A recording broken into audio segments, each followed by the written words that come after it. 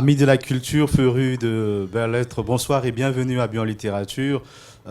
Nouvelle version, nouveau concept pour la promotion de la littérature congolaise, mais bref, pour la promotion de toute la littérature au monde. Nous sommes là pour que le Congolais reprenne goût à la lecture, que le Congolais lise de plus en plus, mais aussi en tout cas pousser, promouvoir ceux qui s'adonnent à l'acte d'écrire, ceux qui donnent de leur temps pour écrire, pour nous donner des histoires, pour construire notre imaginaire. Ce soir, un grand plaisir en tout cas de recevoir un auteur à succès à Kinshasa, plusieurs fois prix littéraire. Il s'agit d'un grand ami, d'un grand auteur. Nous l'avions déjà reçu à l'époque dans le cadre de cette émission aussi. Il s'appelle Jean-Claude Ntwala Kipouni. Nous le disons bonsoir et bienvenue à cette émission. Bonsoir Richard, bonsoir à tous les téléspectateurs. Oui, ça va, on tient le coup. Deux fois le quinoa dit au rythme du pays. Ah oui, c'est l'expression consacrée, pourrait-on dire. Mais ça va, on tient le coup. Ça va, mais oui, comme le pays va très bien, donc ça va très bien. Voilà, c'est un plaisir pour nous de vous recevoir. Très souvent, nous avons reçu en votre qualité d'écrivain, en tout cas pour la fiction. Mais cette fois-ci, vous nous venez avec un livre de recherche, avec un essai consacré à la personne du feu président Joseph Kasavubu. Le titre de l'ouvrage, c'est Joseph Kasavubu, pionnier et père de l'indépendance congolaise, en glose, regard d'un enfant de l'indépendance. Cet ouvrage est édité aux éditions Mont Cristal et préfacé par l'ancien gouverneur, le gouverneur honoraire de la province du Congo central, son Excellence, Monsieur Simon Floribert Mbachi Bacha. Jean-Claude Ntwala, la poésie, le nouvelle, des romans, beaucoup de trucs de la fiction, et là vous dites non, tiens, je me consacre un peu sur ces grands personnages de notre histoire, ces présidents, en tout cas, le tout premier de la République démocratique du Congo, Joseph Kasavubu. Pourquoi je vois dans l'entrée de jeu, vous vous plaignez. Le fait qu'on n'ait pas beaucoup parlé, en tout cas, on n'a pas beaucoup écrit sur lui, mais que le Congo n'a pas rendu assez d'hommage à ces présidents. Est-ce par rapport à cette frustration-là que vous dites, moi en tant qu'écrivain, je prends ma plume pour lui rendre des hommages? Exactement, vous avez très bien les choses, très bien vu les choses. C'est une sorte de révolte qui m'habite. J'ai constaté que cet homme souffre d'un oubli. On cherche à le plonger dans les oubliettes de l'histoire. Et pourtant, c'est l'un des acteurs clés de l'histoire de notre pays, notamment lors de la lutte pour l'indépendance, ainsi que les premières années du Congo indépendant. Je trouve injuste qu'on puisse chercher à occulter sa présence, son action, à le plonger dans les oubliettes. Et j'ai été quelque part révolté, d'ailleurs un écrivain est naturellement révolté. J'ai été révolté par cette injustice-là et j'ai pris ma plume, comme tu l'as dit, pour essayer de corriger, disons, pas de corriger, mais d'apporter ma pierre à la correction de cette histoire, parce que c'est une page importante de notre histoire qu'on tente de sauter carrément. Je trouve ça injuste et dangereux pour le pays, pour les générations actuelles et futures. Et donc, j'ai contribué à ma façon à la correction de cette histoire. Vous n'allez pas du dos de la cuillère. Hein. Je veux quand même essayer de le lire, comment vous le dites dans votre avant-propos, pour que ceux qui nous suivent comprennent que oui, il s'agit vraiment d'une grande frustration de l'auteur, puisque déjà au deuxième paragraphe de votre avant-propos, vous écrivez ceci: je n'ai jamais compris que ce personnage capital de l'histoire de la République démocratique du Congo puisse souffrir d'une incroyable absence de reconnaissance de la part de son pays. En tout cas, la RD Congo ne reconnaît pas Kasavubu à sa juste valeur. Il est malséant de chercher à falsifier l'histoire.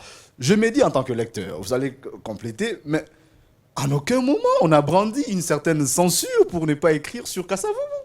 Je pense que peut-être les écrivains n'ont pas trouvé de la matière, les gens n'ont pas été inspirés, mais dire que le pays... est-ce qu'il y a eu un complot? Est-ce qu'il y a un complot? Parce que à vous lire, on sent comme si vous avez senti, vous, qu'il y avait un complot pour falsifier l'histoire, pour jeter en tout cas ces présidents dans les oubliettes. À quel moment vous trouvez ces complots-là? Comment comprenez-vous, imaginez-vous qu'il puisse y avoir complot? Il y a les deux choses que tu as bien dit d'ailleurs. Je comprends que tu as très bien lu le livre. Il y a d'abord cette absence.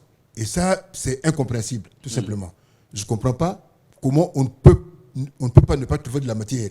Parce que c'est quelqu'un qui a joué un rôle très important. Donc, on ne veut pas, au fait, travailler Je sais pas, ça, je ne saurais pas répondre, je ne sais pas pourquoi. Mais la deuxième préoccupation, quand tu parles d'injustice, ben, je pense que quelque part, c'est monté, c'est voulu. Parce que la preuve la plus inéluctable vient de nous être donnée il y a 2-3 semaines, lorsqu'on a célébré le 50e anniversaire de sa mort. C'est quand même le 50e anniversaire, une date clé. Mais tu as vu ce qui s'est passé. Justement, il ne s'est rien passé d'officiel de ce pays. On n'a rien fait d'officiel. Je trouve ça frustrant. Qu'on l'aime ou pas, c'est quand même un monsieur qui a joué un rôle très important dans la lutte pour la reprise. Parce que moi, je n'utilise jamais le terme accession. C'est pour la reprise de l'indépendance. Alors, un monsieur comme ça, 50 ans après sa disparition, on se contente des petits communiqués, tout ça. Rien d'officiel, je trouve ça injuste. Et ça, ce n'est que le couronnement, parce que depuis le début, chaque fois que tombe la date de sa naissance, ou de sa mort, mais personne n'en parle. Lors des commémorations de l'indépendance, chaque année, on ne parle que très peu de lui. Le discours qui est mis en vogue, en exergue, c'est un discours qui n'était même pas prévu, le discours de Lumumba. On effleure quelque part celui du roi Baudouin. On ne parle presque jamais de celui de Kasavubu.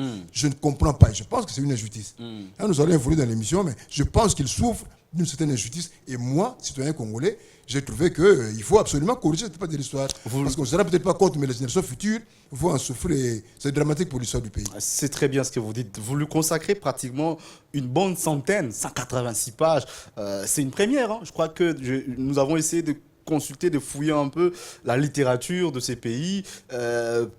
Avant vous, il n'y a personne qui a écrit comme ça sur Kasavubu. Il n'y a que, on a vu le professeur Ngoma Binda qui a écrit sur la pensée de Kasavubu. Mais vous avez pris le temps, en tout cas. D'ailleurs, nous, en tant que lecteurs, on a trouvé de la matière pour comprendre, pour découvrir. Moi, c'était ma première fois de découvrir, en tout cas, l'histoire de ces présidents de la République, de mon pays. Et, en tout cas, le cher lecteur, il faut lire ces livres pour arriver aussi à aimer ces présidents-là. Vous parlez même déjà de son enfance. Et c'est là où je trouve que vous arrivez à bien construire un imaginaire autour de Kasavubu, en le plaçant dans le décor déjà de la période de 1921 avec Simon Kimbangu. Mais vous allez très loin, parlant du Congo central avec Ipavita. J'aimerais que vous, voilà, dans 1-2 minutes, vous qui êtes quand même comme ça, quelqu'un qui a consacré tout son temps pour travailler, pour chercher sur Kasavubu, nous parler un peu de la personne. Quelque part, j'ai appris qu'il a été renvoyé du grand séminaire. Kasavubu a été déjà avec un esprit des révolutionnaires dès le séminaire. Et tout ça donnait déjà l'image de ce qu'il allait advenir, de ce qu'il allait devenir pour ces pays. Et vous le dites très bien dans votre ouvrage, comme sous-titre, qu'il est pionnier de l'indépendance. On va en venir par rapport au discours, mais parlez-nous un peu de la personne, du personnage de Kasavubu. Alors voilà. Avant de devenir personnage national, chef de l'État, il appartient d'abord à une communauté. Alors, c'était d'abord un leader Congo. Chez les Bakongo, il y a 3 icônes, 3 principaux icônes. Il y a d'abord Kimpavita. Aujourd'hui, évidemment, l'espace où elle a vécu se situe en Angola. Mais quand on remonte l'histoire, à son époque, c'était le royaume Congo qui englobait une partie de la RDC actuelle, peut-être l'Angola, du Congo-Brazzaville, ainsi de suite. Donc, après Kimpavita, il y a eu Kimbangu. D'ailleurs, même si Kimbangu, enfin, je n'ai jamais trouvé là où Kimbangu a parlé de Kimpavita, mais pour les Bakongo, Kimbangu, c'est le fils spirituel de Kimpavita. Alors, et puis, il y a eu Kasavubu qui est arrivé. Pour les Bakongo, c'est leur leader, c'est leur sauveur quelque part. Donc, on le place dans cette lignée-là. Il y a eu Kimpavita, le précurseur, il y a eu ensuite Kimbangu, Kimbangu qui a continué, et lui, Kasavubu est venu. C'est comme ça qu'on l'a présenté comme étant le légat de Kimbangu. Donc, c'est de cette lignée-là. Vous avez même écrit sur Kipavita, Lettre à Kipavita. Un très bel ouvrage, en tout cas. Voilà, c'était mon premier livre que j'ai consacré à cette grande dame. J'ai été très content que le pays l'ait reconnue aujourd'hui, finalement, parce que c'était une résistante. Déjà à l'époque, en 1600, quelque chose, il s'est opposé à l'impérialiste, il s'est opposé aux étrangers qui venaient soumettre de ce pays. À cette époque-là, déjà, une femme en plus. Donc, je pense que elle devait absolument mériter d'une certaine reconnaissance. L'histoire de Kasavubu est très révélée par rapport à la date du 4 janvier 1959. Dans votre livre, vous en parlez avec une touche spéciale d'écrivain. Vous placez les décors, vous racontez très bien l'histoire. Moi, je voudrais que vous puissiez un peu revenir sur ça dans le cadre de cette émission, parce que c'est de là que tout part, en fait. C'est vrai que Kasavubu a commencé déjà avec les contre-manifestes et tout, mais le 4 décembre, pratiquement tout part de là. Le 4 janvier, tout part de là, au niveau de l'IMCA. Voilà. C'était un révolutionnaire né. Comme on le dit, il est au grand séminaire, il s'est préparé à devenir prêtre. Parce qu'à l'époque, devenir prêtre, c'était le sommet. Il s'est préparé à devenir, il ne voyait pas autrement sa vie qu'étant prêtre. Il est au séminaire, et comme cela se passe dans plusieurs universités ou plusieurs instituts supérieurs, les étudiants étaient appelés à intervenir souvent, à exposer un sujet. Et lui, il revenait souvent sur un sujet qui lui tenait à cœur, le droit du premier occupant. En 2 mots, cela veut dire quoi? Il rappelait que dans un pays, les propriétaires du pays, si on peut s'exprimer comme ça, sont les premiers à habiter le pays. Donc ceux qui viennent, quoique supérieurs, enfin, quoique tenants du pouvoir, ne sont pas propriétaires du pays. En réalité, il s'adressait aux Belges, qui étaient à ce moment-là les maîtres du pays. Il voulait leur dire que aujourd'hui, c'est vrai, c'est vous qui tenez les rênes du pouvoir. Mais vous ne devez jamais oublier que ce pays nous appartient à nous, Congolais, et qu'un jour, vous devez vous préparer à partir. Tout à fait. En 1939, déjà. Alors, les Blancs ont trouvé qu'il était dangereux de laisser cet homme-là devenir prêtre parce que là, il serait en contact permanent avec la masse, avec les populations, et ce serait dangereux. C'est comme ça qu'on a fait partie du grand séminaire. Et il est révolté, partout où il passe, les Belges, les missionnaires continuent à le traquer. C'est comme ça qu'il quitte d'ailleurs ces circuits-là pour l'administration, et plus tard, il tombe en politique. Alors, il y a eu beaucoup de faits, comme tu l'as si bien rappelé. On ne va pas s'étendre dessus, vu le temps de l'émission. Il passera par l'Abaco et... voilà, il devient président de l'Abaco. Et l'Abaco, à son époque, était un mouvement culturel. Tout à fait. Rien à voir avec la politique. Oui. C'était l'association des Bakongo. Oui. Un mouvement culturel qui cherchait à réunifier... Ceux qui ont la langue Congo en partage. En partage. Voilà. Et lui ne voulait pas faire partie de ce mouvement-là. On l'a appelé parce que c'était déjà un leader. Il ne voulait pas parce que lui, depuis sa déception du séminaire, il ne voulait plus faire partie d'une organisation créée par la mainmise des prêtres. Voilà, la mainmise des prêtres. Il ne voulait pas. Jusqu'à son élection, il n'était pas membre de l'Abaco. L'Abaco s'est réuni. Bon, on l'invite quand même comme étant personnalité Congo. Et on l'élit président alors qu'il n'était pas membre de l'organisation. Et quand il arrive là-bas, il imprime sa marque, il donne une orientation politique au mouvement. Et le mouvement sera suspendu, interdit en 1950, après le 4 janvier, les émeutes du 4 janvier 59. Et plus tard, la même année, vers le mois de juin, Kasavubu cherchera à réhabiliter le parti, enfin le mouvement. Les colonisateurs refusent et ils créent maintenant la même Abaco, mais en changeant de dénomination. Vous voyez, l'association, ça devient maintenant Alliance des Bakongo, maintenant parti politique et non plus mouvement culturel. Donc c'est un peu cela, c'est un révolutionnaire. Il y aura des morts lors de ces meetings-là à l'IMCA, des émeutes, plus de 300 morts. Oui, il y aura beaucoup de morts. Et ça, justement, quand nous parlions de l'injustice, vous voyez aujourd'hui, essayez de suivre, quand on parle du 4 janvier, essayez de suivre ce qui s'est passé à la télévision, à la radio, tout ça. Les gens tentent d'ausculter l'action de l'Abaco de Kasavubu. On nous dit, voilà, ce sont des gens qui revenaient du stade parce qu'il y avait un club qui avait joué contre l'équipe d'El Zahir, Mikado, et le club a été battu. Ces gens-là, sortant du stade, ont appris que l'autorité avait interdit le meeting de l'Abaco. Ils sont fâchés. Mais non, ça c'est vraiment chercher à tronquer l'histoire. Un match de football se termine quand? Parce que ce que vous écrivez, c'est tout autre en tout cas. Moi, j'ai appris une autre histoire dans ces livres. Voilà, donc ça n'avait rien à voir avec le football. Quand les gens sont venus du stade, ils ont trouvé la ville déjà en ébullition. Les magasins cassés, les voitures brûlées, il y avait déjà des morts. Et ceux qui sont venus du stade, déçus, bien sûr, par la défaite de leur équipe, mais qu'est-ce qui s'est passé? Ils ont dit non, mais là-bas, et bien sûr, comme la ville a été occupée majoritairement par les Bakongo, ben, ils sont sortis dans la danse. Mais ça n'a rien à voir avec les manifestations. Ils sont sortis bien tard du stade. Alors, l'événement. Occulter l'histoire, c'était l'Abaco qui avait. La vraie histoire que vous racontez dans ces livres, c'est que, à la veille, on refuse d'abord à Kasavubu le visa pour s'y rendre au Ghana. Parce qu'il n'a pas eu son vaccin contre la typhoïde. Une histoire montée de toutes pièces. Il revient. Bon, on avait décalé le meeting de l'IMCA pour une semaine. Mais là, bon, le membre était déjà venu le 4 janvier. Alors, on devrait leur dire que voilà, l'autorité coloniale avait demandé qu'on puisse repousser le meeting. Mais pendant qu'on en parlait, les gens n'ont pas voulu entendre parce que, bon, de toute façon, la voix de Kasavubu ne portait pas très bien. J'aime bien comment vous le racontez. Et là, ok, et Lumumba aussi était là. J'apprends même que Lumumba était là avec Mobutu et qui a été contrôlé parce qu'il fallait qu'on sache bien qu'est-ce qu'il était venu faire. Mais c'est là où tout est parti. On a commencé à crier contre l'administrateur blanc et voilà, à casser des voitures, à casser des magasins. Et au sortir du match, ceux qui venaient ont croisé aussi ceux-là de l'Abaco. Bon, les meutes avaient déjà commencé, mais ça a pris encore du feu. Mais alors, vous dites après que le bouc émissaire, c'était Kasavubu. Mais c'était aussi une aubaine pour lui, parce qu'après, on parlera de lui comme étant le roi. Oui, hein, quelque part, comme on l'a dit, la prison en Afrique, la prison politique en Afrique est parfois un boulevard vers le pouvoir. Alors, tout commence au mois de novembre. Oui. Il y a eu une grande conférence qui se tient à Accra, conférence des peuples africains. Oui. Hein, donc, souviens-toi que le Ghana était déjà indépendant à l'époque. Donc, il y a des leaders africains comme Kwame Nkrumah, Nasser, Modibo Keïta, Sékou Touré, tout ça, qui avaient organisé cette conférence à Accra. On a appelé tous les leaders africains de l'époque. Kasavubu était leader, Lumumba était leader, il y en avait beaucoup.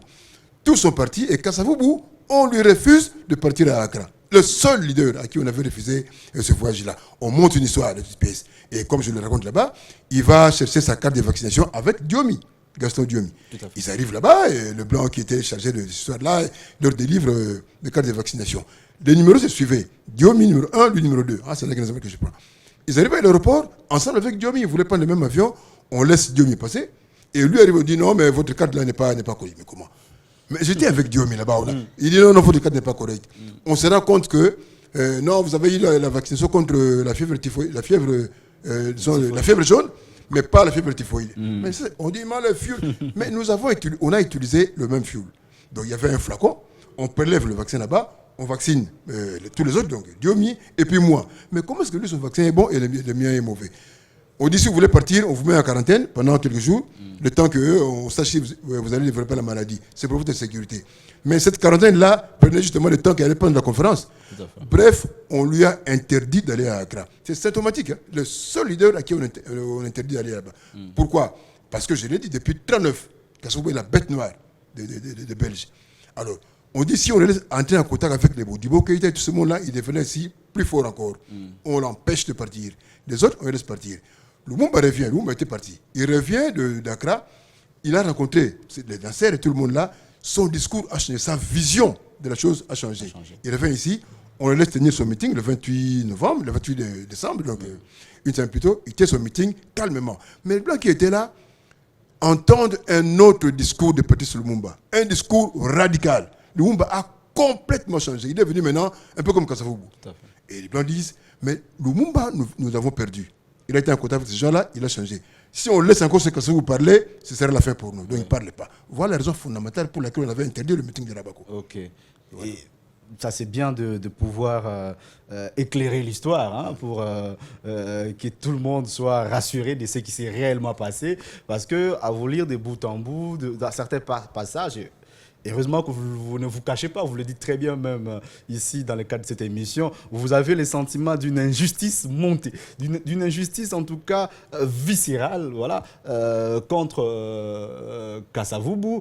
Vous avez même tenté déjà commencé à en parler, on va en parler maintenant dans le début de l'émission, vous dites même par rapport au discours lors de la proclamation de l'indépendance. On parle plus du discours de Lumumba. Qui n'était pas prévu. Qui n'était pas prévu d'ailleurs, mais très peu, pratiquement rarement même, jamais, on balance les discours de Kasavubu. Je crois qu'à un moment, il y a notre confrère Freddy Mulumba, qui à un moment a remis un peu sur la place publique les discours de Kasavubu, mais c'était juste la petite partie. Hein. Je demandais à Dieu de bénir le dirigeant et tout.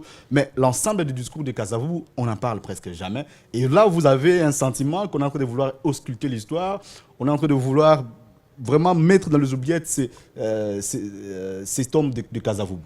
Oui, et ça c'est regrettable. Hein, je regrette, je ne sais pas pourquoi on le fait. En tout cas, je ne suis pas dans ce combat-là, je ne sais pas pourquoi on le fait. Mais je pense que nous devons nous surpasser. Hein, nous sommes dans des pays où, je dis, où le héros, les leaders, c'est celui qui appartient à notre famille, peut-être biologique, à notre clan, à notre tribu, à notre province. Je pense que si nous voulons réellement être une nation, nous devons nous surpasser et voir ceux qui contribuent, ceux qui apportent quelque chose à l'édifice national. Si nous nous contentons de ceux qui appartiennent à notre tribu, je pense que ce serait mal de consolider l'édifice national. Nous sommes une nation, nous avons accepté de vivre.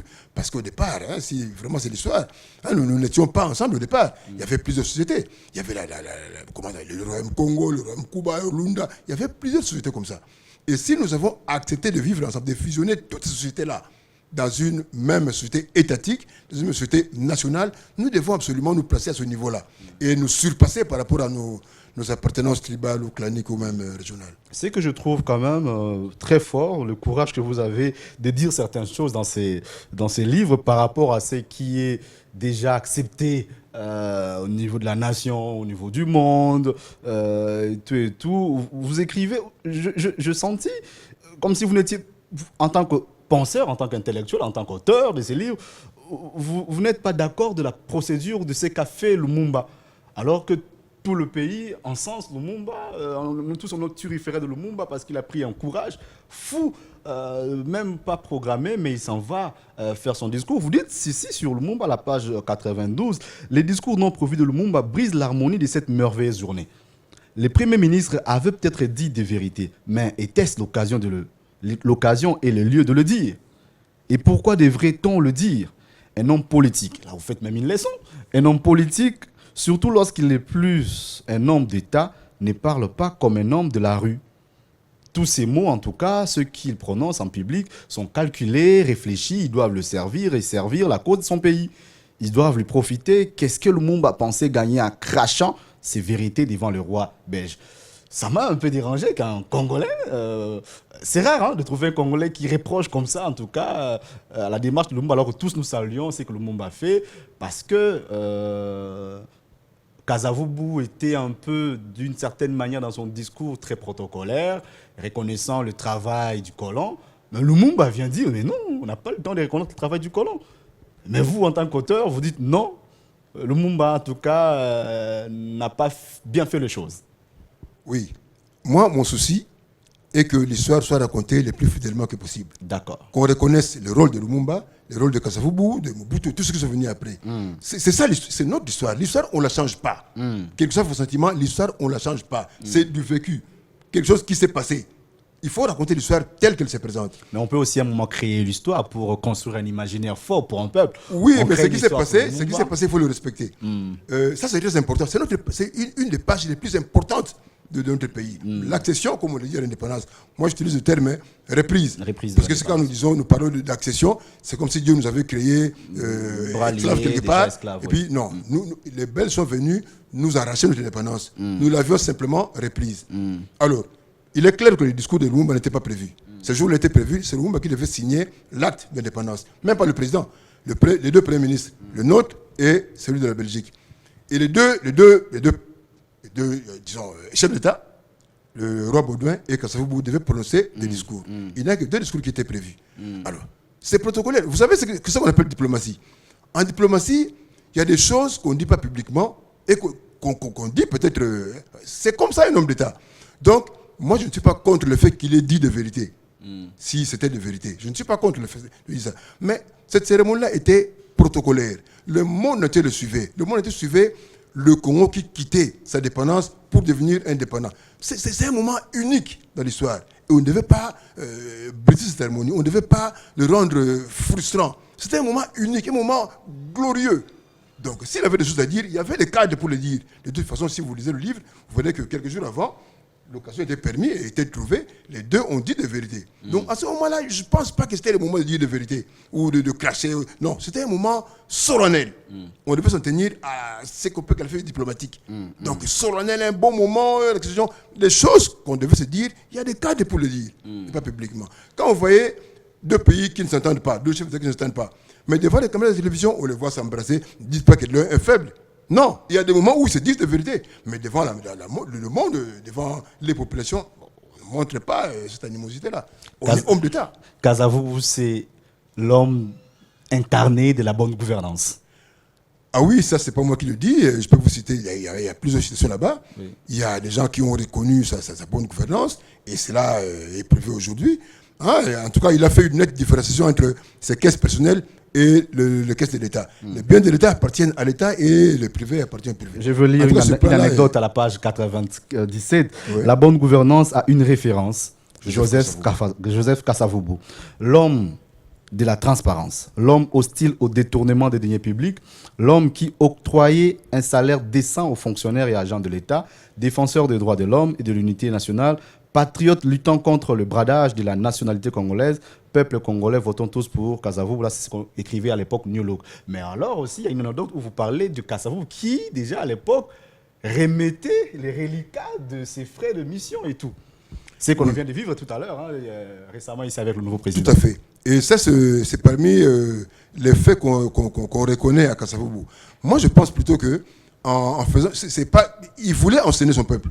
Il voulait enseigner au peuple, à son peuple, de faire cette démarcation-là entre les biens privés et les biens de l'État. Il voulait enseigner. Si on avait laissé le temps, je pense que le pays n'aurait pas connu le désastre qu'il a connu par la suite. Donc il fallait absolument respecter, même les discours actuels. Il faut que les différentes autorités, à quelque niveau qu'ils sont, apprennent à faire une différence entre leurs biens privés et les biens de l'État. Sinon, c'est la confusion et c'est le pays qui va à la débâcle. Que doit faire le pays par rapport à ce qu'on a eu à faire contre Kasavubu, puisqu'à un moment, vous dites que pour ses dons de sa vie et à son pays, il ne pouvait pas mériter un sort aussi cruel. Cette attitude-là attire, répétons-le, des malédictions sur le pays. Qui doit faire maintenant le pays pour ne pas continuer à subir de malédictions par rapport à ce qu'il a eu à faire en plaçant aux oubliettes le président Kasavubu. Et je pense que ça va être déjà dans le mot de la fin pour conclure cette émission. Voilà.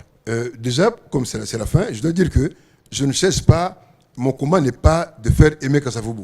Non, mon combat n'est pas de l'encenser. Non, mon combat, je l'ai dit, est de mieux le faire connaître. Parce que j'ai l'impression, et ce n'est pas une simple impression, c'est une certitude, Kasavubu est très mal connu. La plupart des gens qui le jugent mal sont ignorants. Ils ne le connaissent pas. J'aimerais que les Congolais le connaissent, enfin. Donc je ne présente pas Kasavubu sous son meilleur jour, mais sous son vrai jour. Il faut que les populations congolaises le connaissent cet homme. Après, ils jugeront. Ceux qui l'aimeront, ceux qui ne l'aimeront pas, c'est leur problème. Évidemment. Mais il faut qu'on le connaisse. Alors, qu'est-ce qu'on doit faire? Que doit faire le pays? Il y a beaucoup de choses que le pays doit faire. Les dirigeants, je suppose que ce sont des gens intelligents, ils savent comment ils peuvent amener Kasavubu à la reconnaissance qu'il mérite. Hein? Il y a le monument déjà sur la place Kimponda, c'est bon. Il y a l'avenue, l'une des longues artères qui porte son nom, c'est bon. Il y a la commune qui porte son nom, c'est bon tout ça. Mais il faut qu'il soit reconnu. Par exemple, la date de sa mort. Mais on devait en profiter pour enseigner, pour le présenter au peuple, pour amener son peuple à mieux le connaître. Je pense que c'est quand même logique. C'est comme si un Français aujourd'hui ne connaissait pas Charles de Gaulle. C'est dramatique. C'est comme si un Sud-Africain aujourd'hui avait des trous dans la connaissance de Nelson Mandela. C'est dramatique. Donc j'aimerais que, par exemple, la date de sa mort, bon, on peut en faire un jour férié, mais qu'on en profite pour enseigner le peuple, pour mieux faire connaître le Kasavubu. Après, chacun pourra juger. Il est mort très jeune, vous nous l'avez présenté en tout cas sur son vrai jour, puisqu'il y a aussi des faiblesses de Kasavubu dont vous parlez dans cet ouvrage. Pour dire que ce n'est pas une ouvrage qui l'encense. Tout à fait. Je parle aussi de ses faiblesses. C'est un travail très bien présenté. Et on comprend aussi vos frustrations en tant qu'auteur, en tant qu'intellectuel. Merci infiniment, M. Jean-Claude Touala, de nous avoir offert en tout cas cette publication, voilà, d'avoir contribué à éclairer l'histoire du pays à travers cet ouvrage. Je rappelle le titre, c'est Joseph Kasavubu, pionnier et père de l'indépendance congolaise, regard d'un enfant de l'indépendance. Pour conclure, où est-ce qu'on peut trouver l'ouvrage et si on peut avoir vos coordonnées, Jean-Claude Touala? On peut le trouver aux librairies Grand Lac. Oui. Grand Lac sur le boulevard 15 juin, au croisement avec Willery. On peut le trouver chez Medespol, dans différentes librairies de Medespol. Bon, les autres points de vente viendront, mais pour l'instant, dans ces librairies-là, on peut facilement les trouver. Comment vous joindre? Mon numéro de contact, je passe mon numéro donc, Bien vous le dites. C'est le 081 519 57 55. Il ne change pas depuis 15 ans, je crois. 081 519 57 55. D'accord. Merci infiniment. En tout cas, félicitations pour ce travail. Merci beaucoup. Nous souhaitons bon vent à cet ouvrage. Joseph Kasavubu, pionnier et père de l'indépendance congolaise. Regard d'un enfant de l'indépendance. Vous êtes un enfant de l'indépendance et on a compris que vous avez un très bon regard et vous insistez à ce que l'histoire soit bien racontée et non pas auscultée. Mesdames et messieurs, merci en tout cas d'avoir été fidèles à ces programmes. Merci d'avoir suivi des bout en bout cette émission. Si vous nous avez trouvé en tout cas en cours de l'émission, nous recevions ce jour Jean-Claude Touala, auteur de Joseph Kasavubu, pionnier et père de l'indépendance congolaise. L'ouvrage, il est donc trouvable dans différentes librairies ici à Kinshasa, notamment librairie des Grands Lacs sur le boulevard du 30 juin, croisement Willery. Si vous écrivez aussi, vous êtes auteur d'un livre, n'hésitez pas à nous contacter au numéro qui s'affiche au bas de vos petits écrans. Nous vous recevrons avec le même plaisir. L'objet, c'est de promouvoir tous les écrits de Congolais, c'est de promouvoir la littérature congolaise. Nous vous recevons avec le même plaisir pour qu'ensemble puissions promouvoir notre littérature. Merci. Nous nous donnons rendez-vous pour la semaine prochaine à la même heure. Et donc, bonne lecture chez vous. Bonsoir.